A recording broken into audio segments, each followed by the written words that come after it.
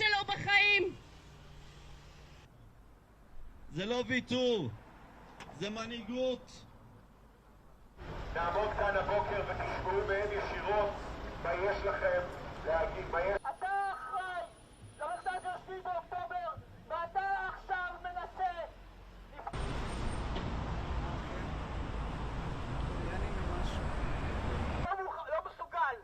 לא מסוגל